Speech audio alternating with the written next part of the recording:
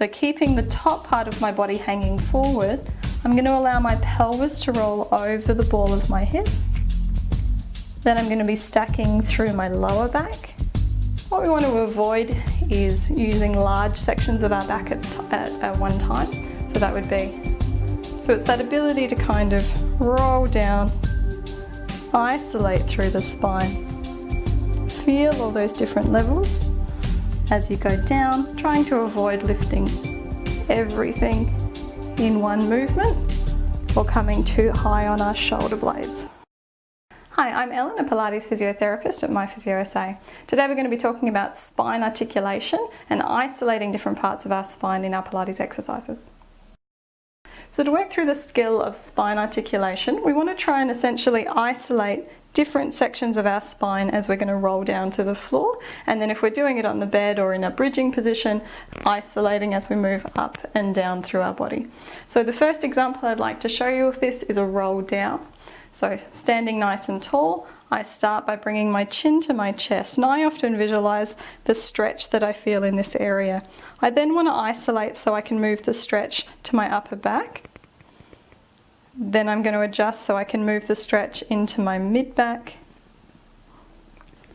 Adjust so that I feel it in my lower ribs. Then I'm going to adjust so I feel it in my lower back. And then I can allow my pelvis to roll over the ball of my hip, reaching down towards the floor. We want to do the same kind of movement on the way back up. So keeping the top part of my body hanging forward, I'm going to allow my pelvis to roll over the ball of my hip. Then I'm going to be stacking through my lower back, stacking through my lower ribs, mid ribs, upper ribs, and then lengthening through the neck. What we want to avoid is using large sections of our back at one time. So that would be rolling forward or just bending at the hips straight away or coming straight back up. So it's that ability to kind of roll down, isolate through the spine.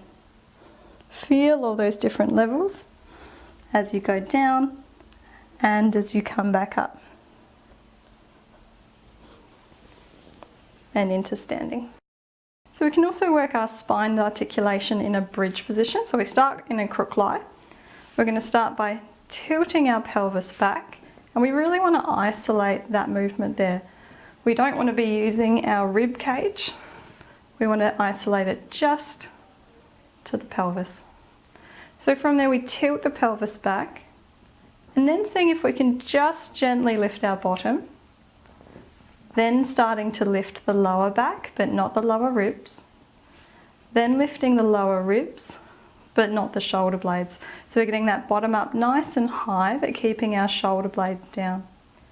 From here I'm going to lower my ribs but not my lower back yet, lowering through my lower back but not quite my bottom, dropping my bottom and then coming out of the tilt.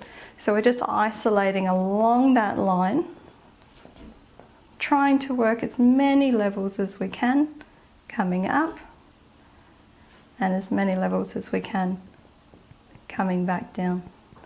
Trying to avoid lifting everything in one movement or coming too high on our shoulder blades. So really isolating all the way up and all the way down. Thank you for watching another one of our Pilates videos. It's really important that you're not feeling any pain or discomfort when doing these exercises. If you have any questions or concerns, please don't hesitate to contact us.